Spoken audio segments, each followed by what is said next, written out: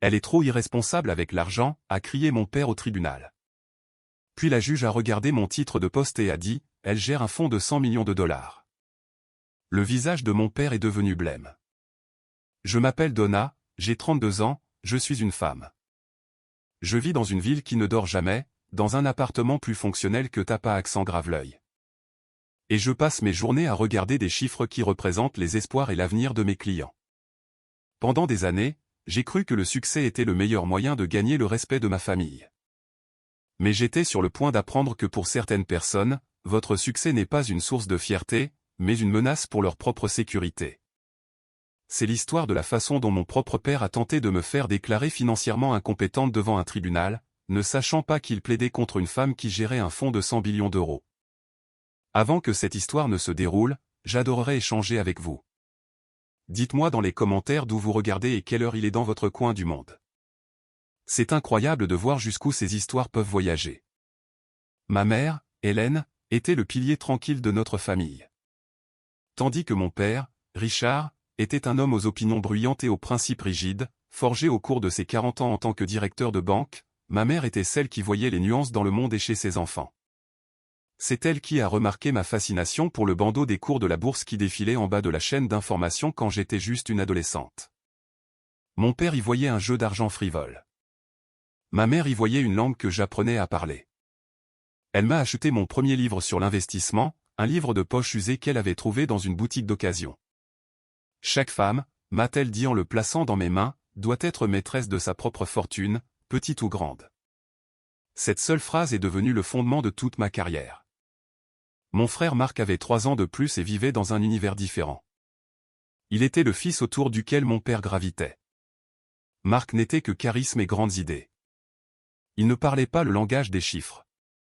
Il parlait le langage des présentations, du potentiel, de la prochaine grande chose. Mon père, un homme qui avait passé sa vie à approuver ou à refuser des prêts sur la base de données froides et concrètes, était inexplicablement fasciné par les entreprises spéculatives de son fils. Marc allait devenir millionnaire, un titan, un innovateur. Ma montée silencieuse et régulière dans l'échelle de l'entreprise au sein d'une prestigieuse société d'investissement semblait terne et peu impressionnante en comparaison. Je n'étais pas une fondatrice. J'étais juste une employée. Je n'avais pas de vision pour changer le monde. Je gérais simplement l'argent des autres.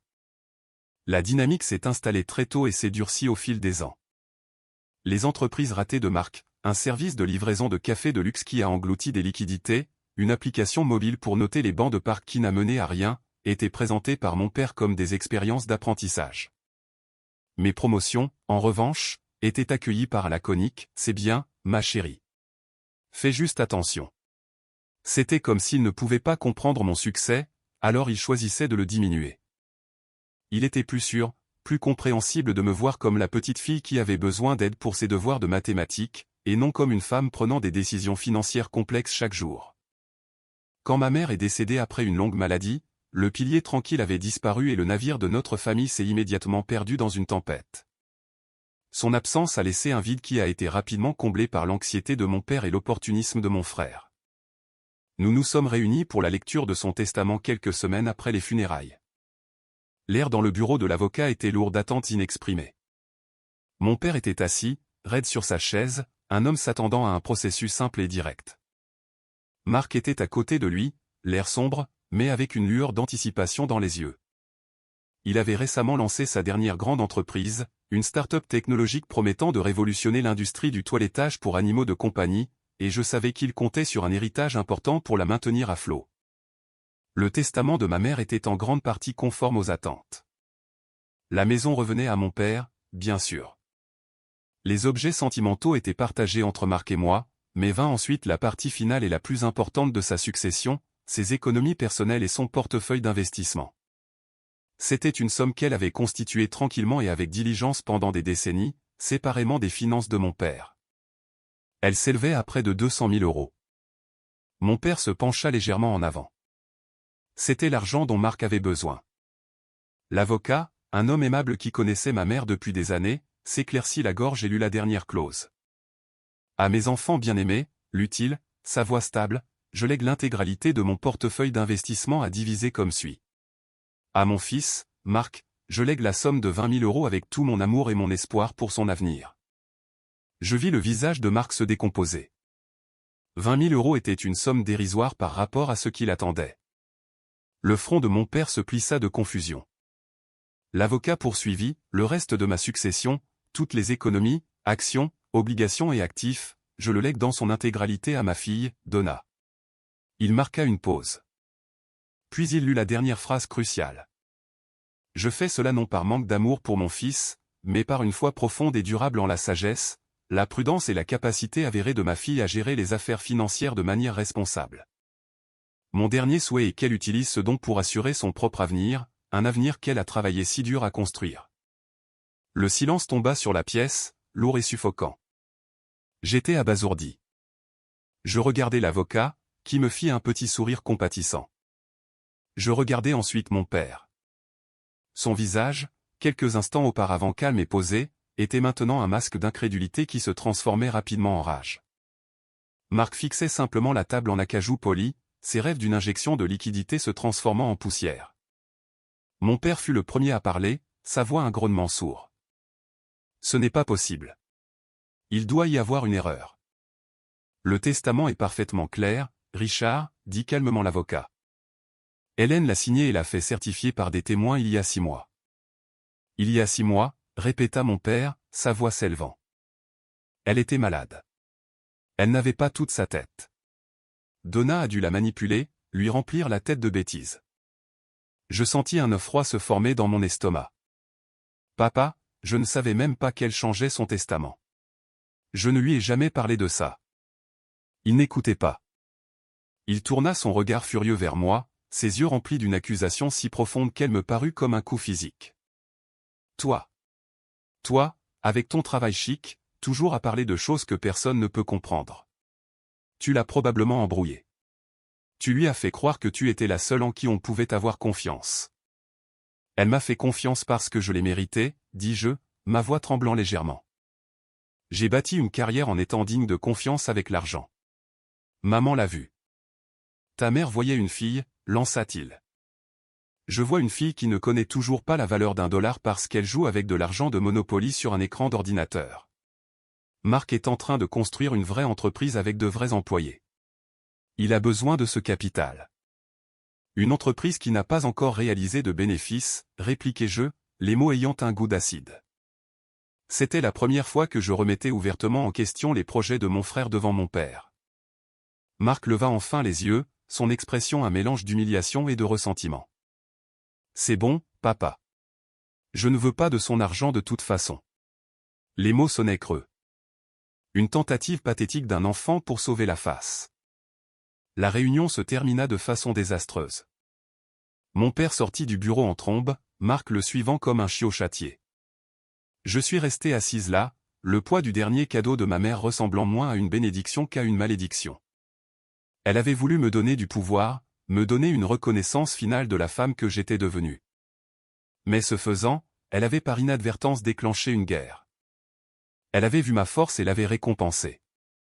Mais elle avait sous-estimé l'aveuglement de mon père et le désespoir de mon frère.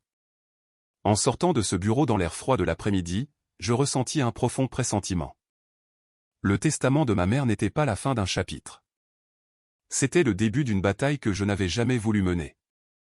Les semaines qui suivirent la lecture du testament furent un cours magistral d'agressivité passive et de manipulation émotionnelle. Mon père refusait de me parler directement. Si j'appelais, il laissait sonner jusqu'à la messagerie vocale. Si je rendais visite à la maison, il trouvait une raison d'être dans le garage ou occupé par des papiers. Mon frère Marc était son porte-parole. Les appels de Marc commencèrent quelques jours après que nous ayons quitté le bureau de l'avocat. Le premier était conciliant, une tentative transparente de me charmer pour me soumettre. « Salut, Donna », commença-t-il, sa voix suintant d'une décontraction forcée. L'héritage de maman était très clair dans son testament, répondis-je, le ton plat. J'étais à mon bureau, examinant des rapports préliminaires pour un nouveau fonds technologique que je mettais en place. Le contraste entre la professionnelle compétente et respectée que j'étais au travail et l'enfant désobéissante que ma famille voyait en moi était saisissant. Oui, à ce sujet, dit Marc, en venant au fait. Écoute, je sais que tu as eu la part du lion, et c'est bien. Tu mérites quelque chose, bien sûr, mais tu dois admettre que ce n'est pas exactement juste. Je suis au milieu d'un tour de financement crucial pour P-Connect. Tu sais, l'application de toilettage. Nous sommes sur le point de conclure un énorme partenariat. J'ai juste besoin d'un financement relais pour nous aider à franchir le cap. 150 000 € suffirait. L'audace était à couper le souffle. Il ne demandait pas seulement l'argent. Il agissait comme si c'était son droit. Marc, maman t'a laissé 20 000 €. Elle m'a laissé le reste. Ce n'est pas une cagnotte familiale sur laquelle nous devons négocier. Allez, Donna. Ne sois pas comme ça, gémit-il. Tu n'en as pas besoin. Tu as ton gros salaire. Pour moi, c'est tout. C'est ma chance. Papa pense que tu devrais juste me donner le capital. Il dit que c'est ce que maman aurait voulu, que nous partagions. Ce que maman aurait voulu est écrit sur un document légal, rétorquai-je, ma patience s'amenuisant. Elle voulait que je l'aie. Elle m'a fait confiance à moi, pas à toi, pour le gérer. Peut-être que si l'un de tes coups avait jamais atteint la cible, elle aurait pensé différemment. La ligne resta silencieuse un moment. J'avais touché un point sensible. Tu as toujours été jalouse, cracha-t-il finalement, le faux charme disparu, remplacé par sa vraie nature venimeuse. Juste parce que tu t'es contenté d'un travail de bureau ennuyeux, tu ne supportes pas de me voir prendre un risque et construire quelque chose de réel. Mon travail de bureau ennuyeux exige plus de discipline et de perspicacité financière que tu n'en as jamais montré de toute ta vie, dis-je, mettant fin à l'appel. Ce n'était que le début. La phase suivante de la campagne impliqua mon père utilisant le reste de notre famille élargie comme une arme. Des tantes et des oncles dont je n'avais pas eu de nouvelles depuis des mois se mirent à appeler, tous chantant la même rengaine. Ton pauvre frère essaie si fort, m'a dit une tante. Et ton père est si inquiet pour lui. L'argent peut déchirer une famille, Donna. Parfois, il faut faire un sacrifice pour le bien de tous. Chaque conversation était formulée comme si j'étais l'égoïste, le dragon gardant un trésor qui appartenait de droit au grand espoir masculin de la famille. Il parlait de la vision et de la passion de Marc, des mots qui n'avaient pas leur place sur un bilan. Il parlait du stress de mon père, de son hypertension, de ses nuits blanches, tout cela implicitement de ma faute. Personne, pas une seule fois, n'a mentionné mon succès. Personne n'a reconnu que la décision de ma mère aurait pu être basée sur une évaluation rationnelle de ses deux enfants. À leurs yeux, j'étais une fille têtue, défiant son père en deuil et sabotant son frère ambitieux. La pression atteignit son paroxysme lors d'un dîner de famille désastreux sur lequel mon père insista un mois après la lecture du testament. Il prétendait que c'était pour apaiser les tensions, mais c'était une embuscade. Dès mon arrivée, j'étais l'accusé dans un simulacre de procès. Donna, nous devons parler de cette histoire d'héritage, commença mon père, abandonnant toute prétention de repas amical. Il était assis en bout de table, un juge au visage sinistre. Marc était assis à sa droite, l'air d'un prince lésé. Il n'y a rien à discuter, dis-je calmement, en posant ma serviette sur mes genoux. Les volontés de maman étaient claires. Ses volontés étaient obscurcies par sa maladie, gronda-t-il, son poing frappant la table. Elle ne pensait pas clairement. Elle a toujours été faible avec toi. T'as laissé tout faire. Mais c'est une affaire de famille sérieuse. L'avenir de Marc est en jeu. Mon avenir est aussi en jeu, répliquai-je. Et maman voulait m'aider à le garantir.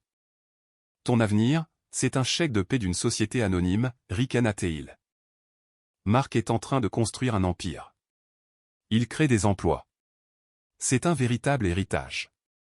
Quelque chose avec le nom de la famille dessus. Il a besoin de cet argent comme investissement. Papa, tu appelles ça un investissement. J'appelle ça jeter de l'argent par les fenêtres, dis-je, ma voix dangereusement basse. J'ai vu les plans d'affaires de Marc. Ils sont pleins de trous. Ses projections sont de la pure fantaisie. Marc claqua sa fourchette. Et voilà, c'est reparti. Mademoiselle Wall Street qui pense tout savoir. Tu ne peux pas comprendre un modèle technologique disruptif. Ça te dépasse. Je comprends les profits et les pertes, Marc. Je comprends les taux de consommation de trésorerie et la responsabilité des investisseurs. Et toi? Je le regardai droit dans les yeux. Il recula. Mon père intervint, son visage devenant rouge et tacheté. Ça suffit, Donna. Tu manques de respect. Tu as toujours été irresponsable avec l'argent, toujours à courir après des combines risquées. J'ai failli rire. Des combines risquées? Papa, tout mon travail consiste à atténuer les risques.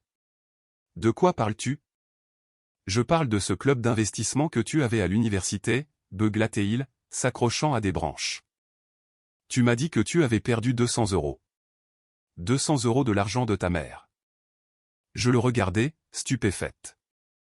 Il faisait référence à un club d'investissement universitaire d'il y a plus de 10 ans où nous avions chacun mis une petite somme pour apprendre. Les 200 € étaient des frais de club. Et oui, notre portefeuille collectif avait connu une mauvaise année. C'était une expérience d'apprentissage, une qui m'avait finalement mené à ma carrière. Il utilisait un événement insignifiant vieux de 12 ans comme preuve de mon incompétence. Université, papa. C'était un club. Je ne suis plus une étudiante. Ça montre un schéma de comportement, insista-t-il, sa voix craquant de fureur moralisatrice. Tu es impulsive. Tu ne réfléchis pas. Ta mère t'a laissé faire, mais pas moi. Cet argent devrait être géré par quelqu'un de responsable. Il devrait être donné à Marc sous ma supervision. C'était ça, le but final. Il ne voulait pas seulement que je donne l'argent à Marc. Il voulait le contrôle. Il voulait réaffirmer son autorité patriarcale et me remettre à ma place de fille ignorante.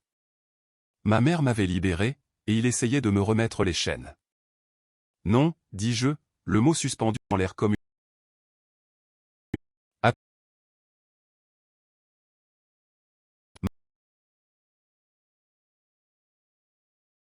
Je me levai, mon appétit disparut. Je suis désolé, je ne peux pas rester pour ça. Je ne me vois pas comme une adulte. Une personne. Alors que je me dirigeais vers la porte, la voix de mon père me suivit, empreinte d'une menace qui me glaça jusqu'aux os. Une énorme erreur. Là. Des moyens de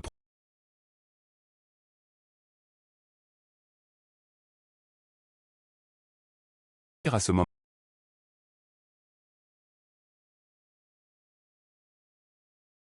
Sur son visage me disait qu'il n'avait aucune intention de perdre la guerre. C'était un homme qui avait passé sa vie dans une position d'autorité, et il n'allait pas laisser sa propre fille le défier. Il croyait agir par amour et souci pour son fils. Mais ses actions étaient forgées dans un feu bien plus sombre, un cocktail toxique d'orgueil, de favoritisme et de cupidité. Il était sur le point de faire un geste si radical, si insultant qu'il briserait notre relation pour toujours. La vie s'installa dans un silence tendu et froid pendant environ un mois. Les appels téléphoniques harcelants de la famille élargie cessèrent, et mon père et mon frère mirent fin à toute communication. Une partie de moi, la partie naïve et pleine d'espoir, pensait qu'ils avaient finalement accepté ma décision et me laissaient de l'espace. J'ai essayé de me concentrer sur mon travail, canalisant ma frustration dans mes analyses de portefeuille. J'étais en train d'évaluer des entreprises pour un nouveau fonds ESG, un fonds axé sur les critères environnementaux, sociaux et de gouvernance. C'était un projet qui me passionnait, qui me semblait significatif. C'était à des années-lumière de la petite cupidité qui avait consumé ma famille. L'illusion de la paix vola en éclats un mardi après-midi. J'étais en réunion de haut niveau avec les partenaires de mon cabinet, présentant mes projections pour le nouveau fonds. J'étais dans mon élément, confiante et en contrôle, répondant à des questions complexes avec une certitude étayée par des données. Mon assistante passa la tête, l'air désolé. Donna, je suis vraiment désolé de vous interrompre, mais il y a un homme ici pour vous voir. Il dit que c'est urgent et personnel. Agacé par l'interruption, je m'excusai. Dans la zone de réception, un homme quelconque en costume froissé attendait. Il m'a demandé de confirmer mon nom, et quand je l'ai fait, il m'a tendu une épaisse enveloppe en papier craft.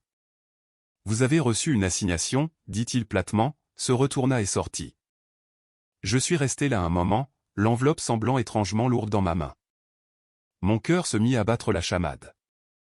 Je retournai à mon bureau, suivi par les regards curieux de mes collègues, et je fermai la porte. Avec des doigts tremblants, je déchirai le sceau. Le document était dense en jargon juridique, mais les mots en haut de la première page étaient crus et sans ambiguïté. Requête en vue d'établir une mise sous tutelle. Je l'ai lu à nouveau, puis une troisième fois, les mots se brouillant dans un brouillard d'incrédulité. Une mise sous tutelle, une procédure judiciaire visant à déclarer une personne incapable ou autrement inapte à gérer ses propres affaires financières et sa vie personnelle, et à nommer un tuteur pour le faire à sa place. Le requérant était Richard Miller, mon père. La requête affirmait que moi, Donna Miller, j'étais susceptible d'être indûment influencé et financièrement irresponsable, et donc incapable de gérer l'héritage que m'avait laissé ma défunte mère, Hélène Miller. Elle demandait que le tribunal nomme un tuteur pour gérer mes biens nouvellement acquis. Le tuteur proposé, mon père, Richard Miller. Je m'enfonçais dans ma chaise, les documents glissant de ma main et s'éparpillant sur mon bureau. Mon père me poursuivait en justice. Il m'emmenait au tribunal pour me faire déclarer légalement incompétente. Il essayait de me priver de mon autonomie. Tout ça pour mettre la main sur l'argent de ma mère et le donner à mon frère. La menace qu'il avait proférée au dîner, il y a des moyens de protéger les actifs familiaux d'un enfant irresponsable, n'avait pas été une crise de colère vide de sens. C'était une déclaration de guerre. La requête était remplie des fabrications les plus scandaleuses et insultantes. Elle me dépeignait comme une dépensière fantasque et impulsive, sans aucune notion des finances du monde réel. Elle citait ma carrière instable sur le marché boursier volatile et spéculatif comme preuve de mon mauvais jugement. Elle transformait ma vie indépendante en ville en un signe d'isolement et de manque d'un système de soutien adéquat. Et là, noir sur blanc, se trouvait l'accusation ridicule qu'il m'avait lancée pendant le dîner. La perte de 200 € de mon club d'investissement universitaire, il y a plus de 10 ans, était présentée comme un élément de preuve clé de mon schéma de longue date de comportement financier imprudent.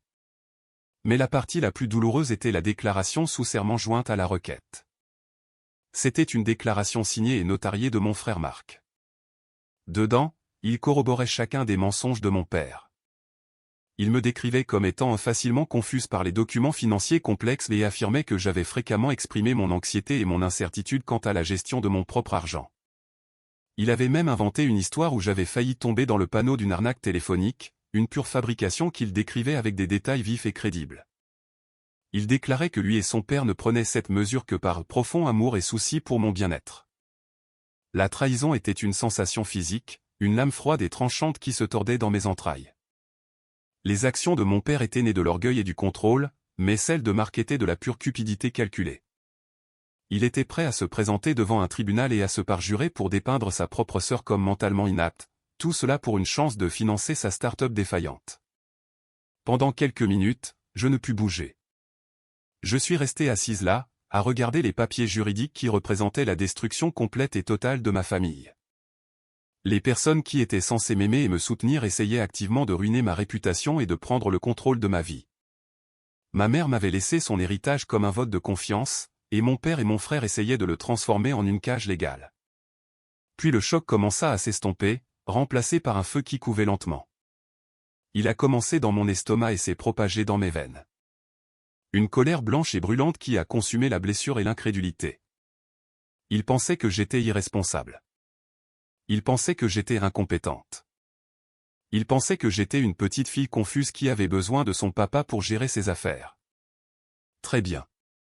Ils avaient déposé une requête dans un monde de lois, de preuves et de faits. Et dans ce monde, je n'étais pas une petite fille confuse. J'étais une professionnelle. Je pris mon téléphone, ma main maintenant parfaitement stable. Je n'ai pas appelé mon père ou mon frère pour leur hurler dessus. Ils étaient au-delà de la raison. J'ai appelé la meilleure avocate en droit des successions que j'ai pu trouver. Jessica Morale à l'appareil. Une voix vive et professionnelle répondit. Madame Morale, dis-je, ma voix froide et claire. Mon nom est Donna Miller. Je viens de recevoir une requête de mise sous tutelle déposée par mon père. J'ai besoin de vous engager pour la combattre. Il y eut une brève pause à l'autre bout du fil. Une mise sous tutelle déposée par un parent contre son enfant adulte qui travaille est très inhabituelle, Madame Miller. Le requérant devrait fournir des preuves accablantes d'incompétence. Un sourire sans joie effleura mes lèvres. Je ne pense pas qu'ils comprennent ce que le mot preuve signifie réellement, répondis-je. Il semble penser que des anecdotes familiales et des mensonges purs et simples suffiront. Ils ont fait une très grosse erreur. Alors, dit Jessica Morale, une pointe d'acier dans la voix, ce sera un plaisir de vous aider à leur apprendre cette leçon. Pouvez-vous être dans mon bureau demain matin à 9 h? En raccrochant le téléphone, je regardais les documents juridiques éparpillés sur mon bureau. La colère était toujours là, une fournaise rugissante en moi. Mais maintenant, elle avait un but. Ce n'était plus seulement la douleur de la trahison. C'était du carburant. Mon père et mon frère avaient commencé ce combat en se basant sur une caricature de moi qu'ils avaient inventée pour servir leur propre récit. Ils étaient sur le point de se retrouver face à la femme que j'étais réellement. Et ce n'était pas quelqu'un que l'on voulait comme ennemi. Ma première rencontre avec Jessica Morale fut comme une douche d'eau froide et revigorante. Elle était vive, pragmatique et dégageait une confiance qui me mit immédiatement à l'aise. Son bureau, avec ses lignes épurées et ses vues panoramiques sur la ville, ressemblait à une forteresse. Je lui ai raconté toute l'histoire. Le testament de ma mère, la nature contrôlante de mon père, le flot incessant d'entreprises ratées de mon frère et la requête absurde qui se trouvait maintenant sur son bureau. Jessica écouta attentivement, son expression impénétrable. Elle lut la requête et la déclaration sous serment de Marc, ses yeux parcourant les pages avec une vitesse exercée. Quand elle eut terminé, elle leva les yeux vers moi, un petit sourire ironique sur son visage. « Eh bien, Donna, dit-elle en se penchant en arrière dans son fauteuil. C'est l'une des œuvres de fiction les plus créatives que j'ai jamais vues déposées au tribunal. Il parie sur un juge qui verra une querelle de famille traditionnelle et se rangera par défaut aux volontés du patriarche. Il suppose que votre vie professionnelle est trop compliquée pour être pertinente. Alors, que faisons-nous, demandai-je, l'anxiété revenant. Comment combattons-nous cela? Nous ne nous contentons pas de le combattre, dit Jessica, ses yeux brillants. Nous le démantelons. Nous l'anéantissons. Ils ont attaqué votre compétence. Notre réponse sera de prouver que vous n'êtes pas seulement compétente, mais une experte dans le domaine même où ils prétendent que vous êtes ignorante. Mais d'abord, nous passons à l'offensive. Toute cette poursuite est fondée sur l'idée que votre frère Marc est l'alternative responsable et avisée en affaires pour ce capital. Alors, découvrons à quel point il est vraiment avisé. C'était la partie de la bataille que je comprenais. Investigation, diligence raisonnable. C'était ce que je faisais pour vivre. La stratégie de Jessica était de renverser la situation. Mon père et mon frère avaient mis ma vie sous un microscope, alors nous allions mettre celle de Marc sous un microscope électronique. La dernière entreprise de Marc s'appelle P-Connect, lui dis-je. Il prétend que c'est une plateforme révolutionnaire, mais il est toujours vague sur les détails. Il essaie de lever une nouvelle ronde de financement. Parfait, dit Jessica, tapant déjà sur son ordinateur. Les startups, surtout celles qui cherchent des fonds, laissent des traces. Nous allons engager un expert comptable judiciaire. Je veux tout voir. Relevé bancaire, documents de constitution, registre de dette, correspondance avec les investisseurs. Si ça existe, je le veux. Au cours des semaines suivantes, l'équipe de Jessica se mit au travail, et je fis mes propres recherches. Mon monde était la finance. J'avais accès à des bases de données et à des réseaux que la personne moyenne n'avait pas. Pendant que l'expert comptable judiciaire se concentrait sur les dossiers commerciaux officiels de Marc, j'ai commencé à enquêter sur les murmures et les rumeurs dans les communautés locales de la technologie et de l'investissement. Il ne fallut pas longtemps pour qu'une image dérangeante émerge. La première fissure majeure apparut lorsque l'expert comptable judiciaire eut accès aux dossiers financiers de P-Connect. L'entreprise était un désastre. Elle perdait de l'argent à flot avec pratiquement zéro revenu. Marc avait embauché une équipe de développeurs sur des promesses de participation qui étaient essentiellement sans valeur et avaient des mois de retard sur leur paiement. Le partenariat énorme qu'il m'avait dit être à l'horizon était une lettre d'intention non contraignante d'un cadre intermédiaire d'une chaîne régionale d'animalerie, conditionnée à sa capacité à lever 2 billions d'euros de capital au préalable. C'était un bluff, un château de cartes qu'il essayait d'empêcher de s'effondrer. Mais la vraie bombe se trouvait dans ses finances personnelles. Marc vivait un mensonge. L'appartement chic du centre-ville? Il avait 6 mois de retard sur le loyer et faisait face à une expulsion. La voiture de luxe qu'il conduisait. C'était un leasing, et il avait manqué les 3 derniers paiements.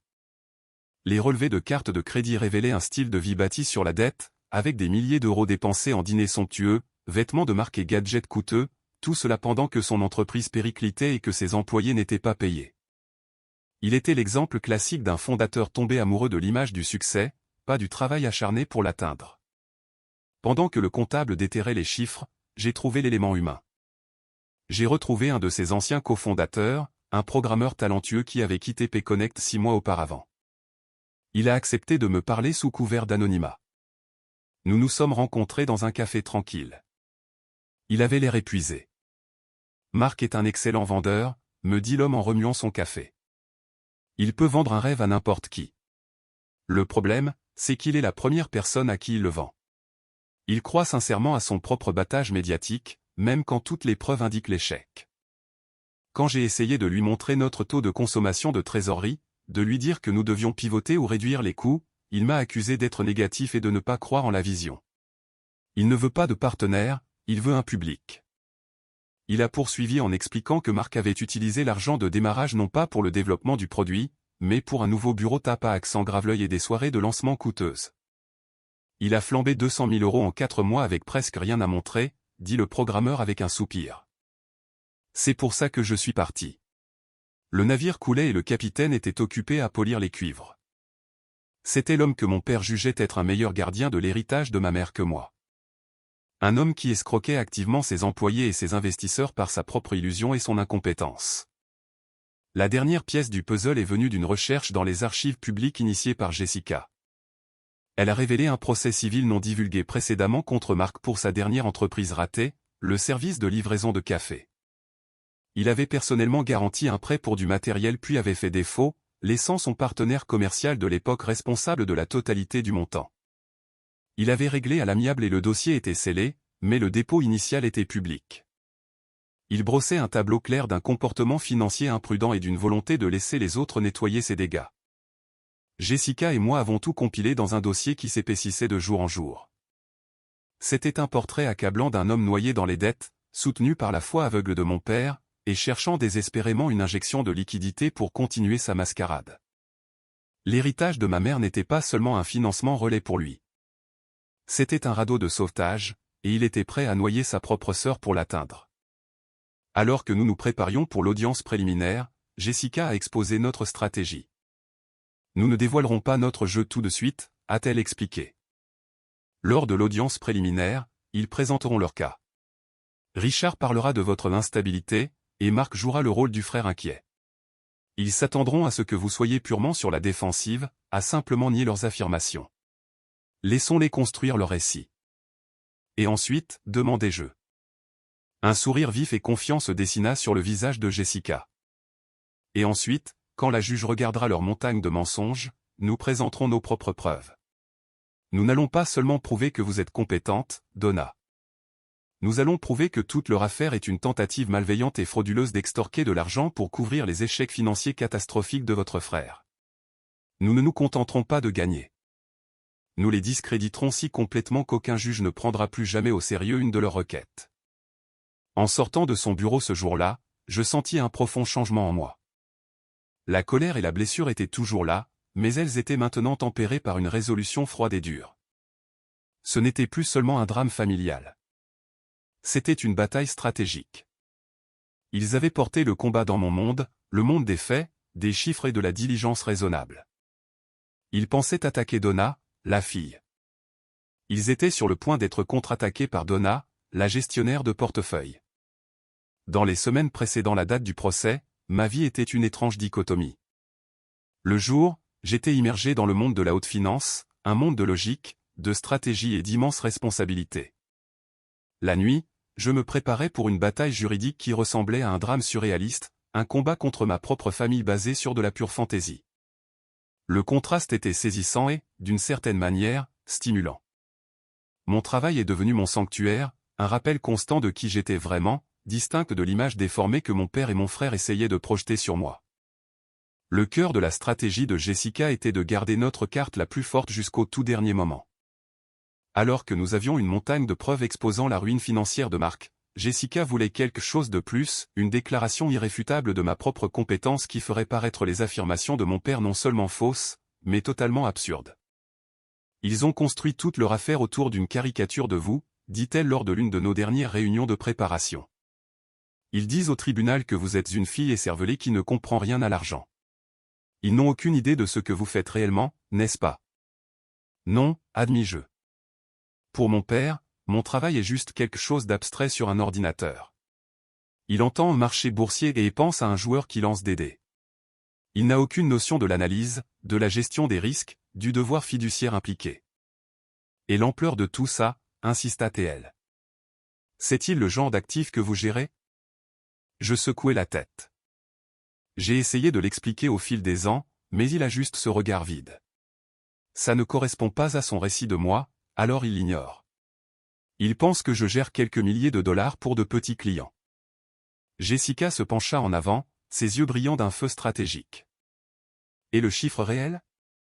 Le fonds dont je suis la gestionnaire principale, dis-je en prenant une profonde inspiration, a actuellement des actifs sous gestion totalisant un peu plus de 110 millions d'euros.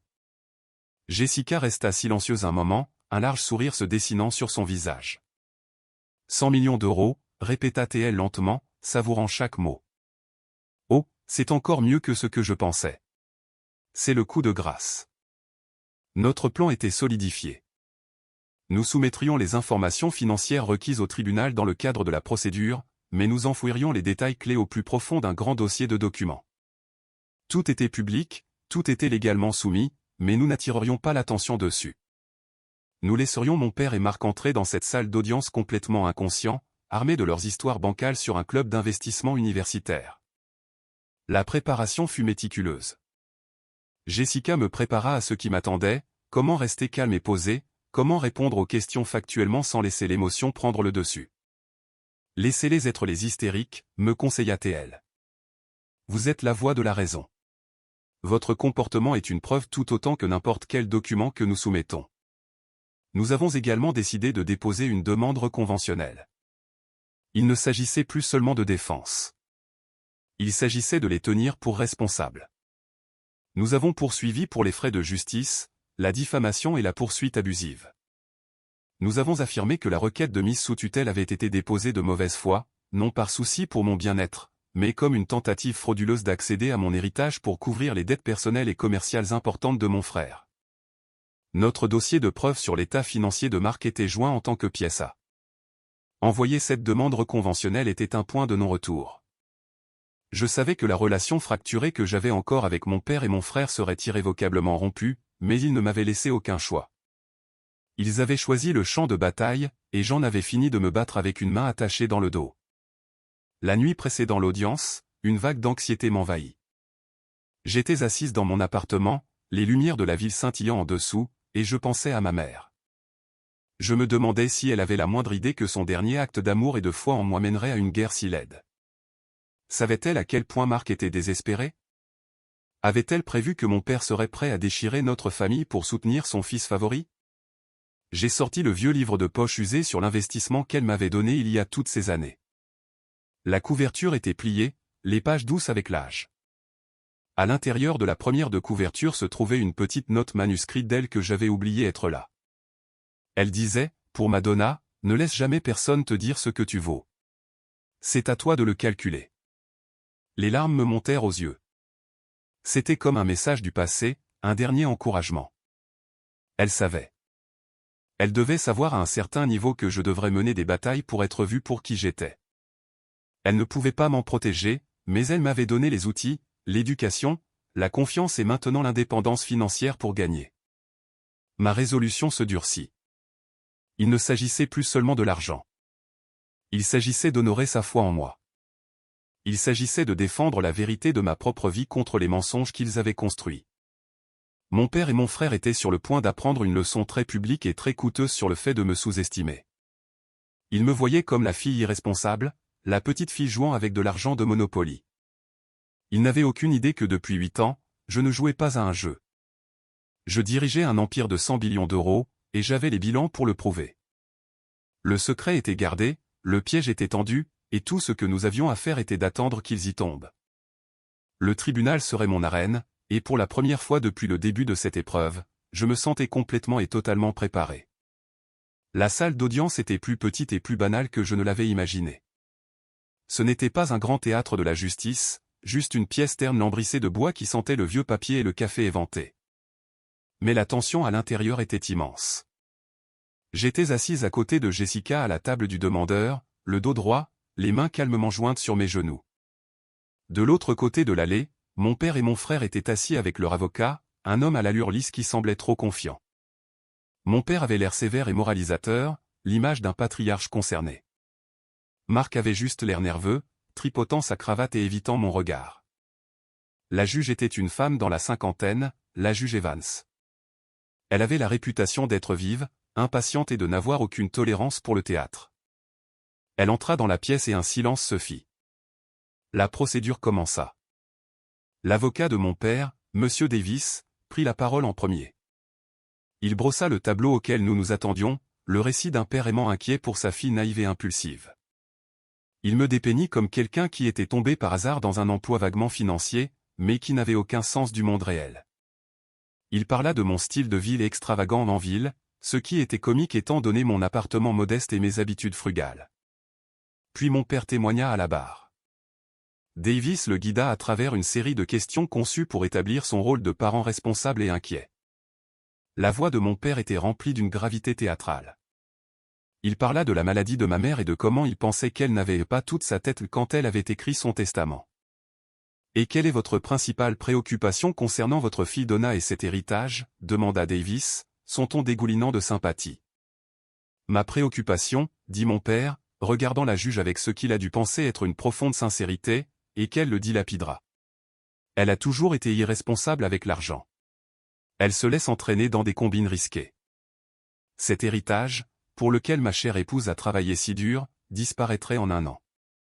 Il doit être protégé pour son propre bien. » Il raconta ensuite l'infâme histoire du club d'investissement universitaire, présentant la perte de 200 € comme s'il s'agissait d'un effondrement financier catastrophique qui prouvait mon incompétence inhérente. Il était si convaincu de son propre récit qu'il ne sembla pas remarquer l'expression totalement impassible de la juge.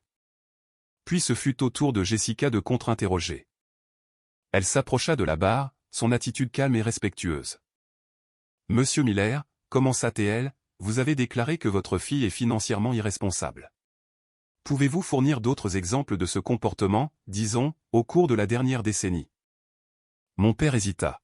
« Eh bien, elle dépense beaucoup d'argent pour vivre en ville. C'est un style de vie très cher. » « Savez-vous si elle a des dettes ?» demanda Jessica.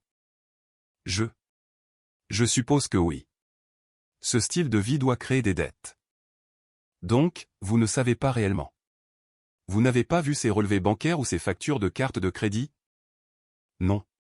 Mais... » « Donc, pour être clair, l'interrompit Jessica, sa voix se durcissant légèrement. Toute votre argumentation pour la qualifier de financièrement irresponsable repose sur une perte de 200 € d'un club universitaire il y a 12 ans, et une supposition que sa vie est chère. Est-ce exact? Mon père bomba le torse. Ça montre un schéma.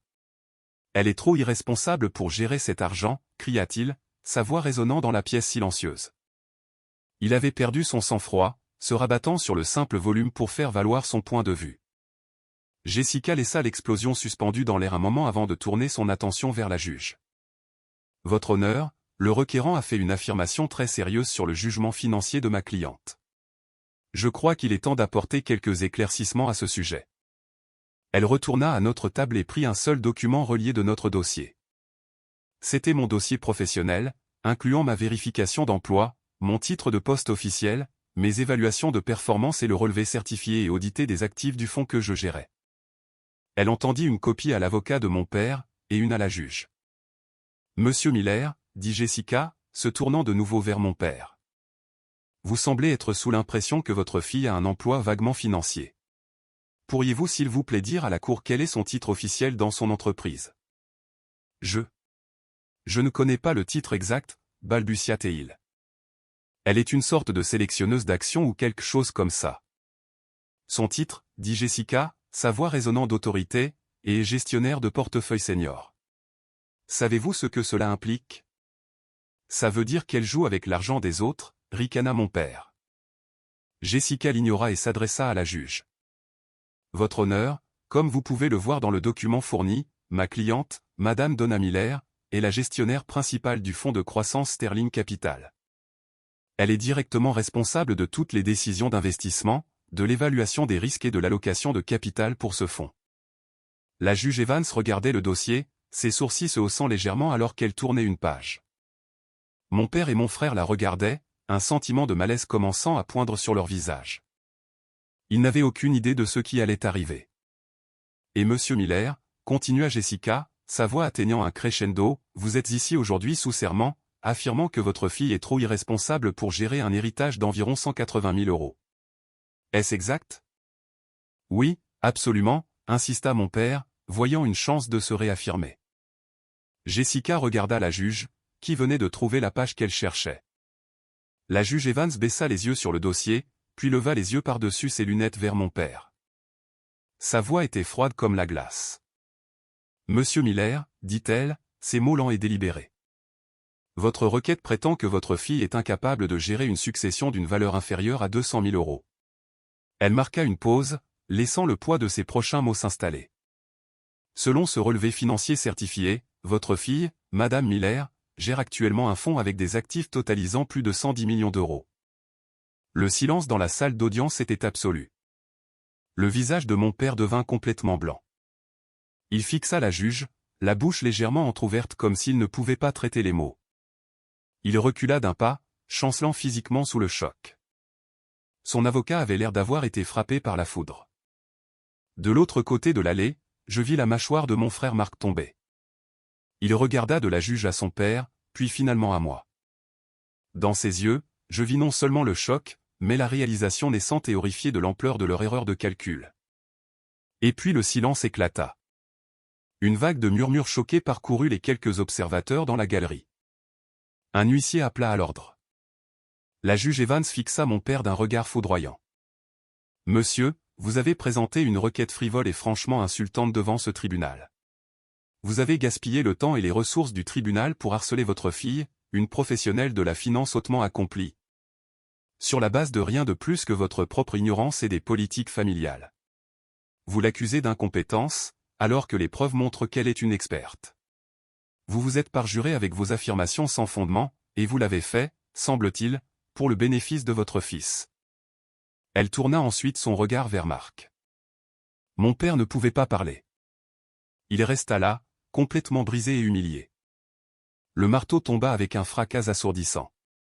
La requête de mise sous tutelle est rejetée au fond, déclara la juge Evans. Le tribunal poursuivra avec la demande reconventionnelle pour poursuite abusive. J'accorde tous les frais de justice à Madame Miller. Cette audience est levée. Alors que la juge sortait de la pièce, mon père s'effondra sur sa chaise, un homme brisé. Son orgueil, son autorité, toute sa conception de lui-même en tant que sage patriarche avait été anéantie en une seule phrase. Je me levai avec Jessica, un profond et calme sentiment de justification m'envahissant. Je n'avais pas élevé la voix. Je n'avais pas crié ni pleuré. J'avais simplement laissé la vérité de ma vie parler d'elle-même.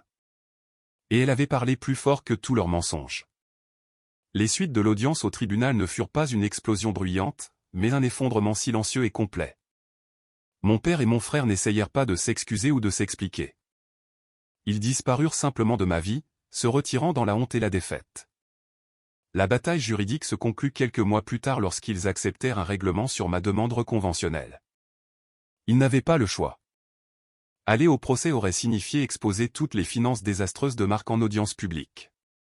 Le règlement les obligeait à payer tous mes frais de justice, qui étaient substantiels, et comprenaient une clause de non-dénigrement leur interdisant de jamais parler en mal de moi ou de ma réputation professionnelle. Pour couvrir les coûts, mon père dut prendre une deuxième hypothèque sur la maison familiale, la maison même où il avait vécu avec ma mère. Il y avait une ironie amère là-dedans, sa tentative de s'emparer de l'héritage de ma mère lui avait coûté un morceau du sien. Je n'ai plus jamais eu de nouvelles directes de Marc. Par le biais de la rumeur familiale, j'ai appris que P-Connect avait fait faillite de manière spectaculaire quelques semaines seulement après l'audience. Sans la perspective de l'héritage de ma mère, ces derniers investisseurs se sont retirés et toute la mascarade s'est effondrée. Aux dernières nouvelles, il avait déménagé dans un autre état pour prendre un nouveau départ, ce qui, je le savais, n'était qu'un euphémisme pour fuir ses dettes et le désordre qu'il avait créé. Il laissa derrière lui une traînée d'employés non payés et de créanciers en colère. Mon père m'a envoyé une lettre environ 6 mois après le règlement. Elle était courte, décousue et remplie d'un sentiment d'orgueil blessé. Il ne s'est jamais excusé une seule fois pour ce qu'il avait fait.